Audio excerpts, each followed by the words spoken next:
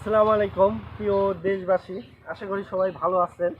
আমি এখন কিছু কথা বলবো, হয়তো আমার এই কথাগুলো শুনে অনেকেই হাসাহাসি করবেন, আমার নিয়ে বাজে মন্তব্য করবেন, ছোট মুখে বড় কথা এগুলা বলবেন, বলেন, আমার কোনো যায় আসে না। কারণ আমি এই দেশে কোনো বড় মাপের নেতা না বা সেলিব্রিটি নয়।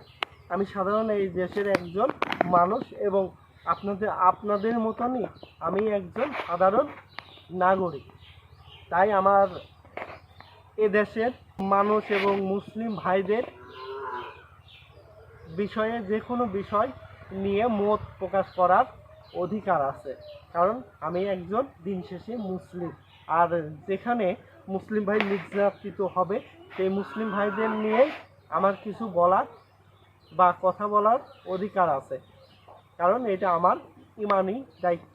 আজ আমরা দীর্ঘ প্রায় 2 বছর ইসরায়েল ফিলিস্তিনের উপরে যে নির্মমভাবে ছোট বড় সকলের উপর যে অত্যাচার নিপীড়ন চালিয়ে আসছে এবং সেখানে যে গণহত্যা চালাচ্ছে, এটা আগে কখনো হয়েছে কি আমরা জানি না।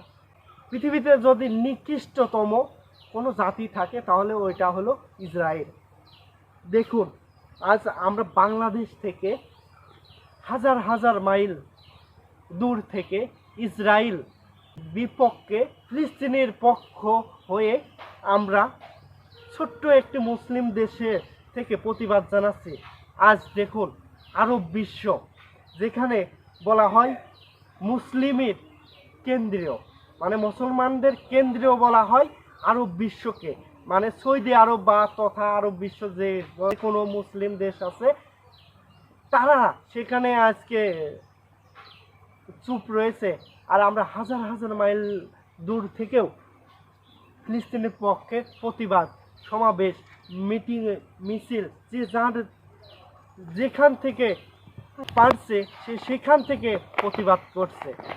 আমরা হয়তো সরাসরিভাবে আমরা ফিলিস্তিনি ভাইদের পক্ষে যুদ্ধে নামতে পারছি না, কিন্তু আমরা ফেসবুক, ইউটিউব, টিকটক, লাইকি যে কোনো সোশ্যাল মিডিয়ার মাধ্যমে আমরা ইসরায়েলি পণ্য বয়কট বয়কট বয়কট বলে আমরা দাবি করছি। আসলে এই বয়কট বয়কট বয়কট বলে দাবি করলে আমরা কতটুকু সফল হব?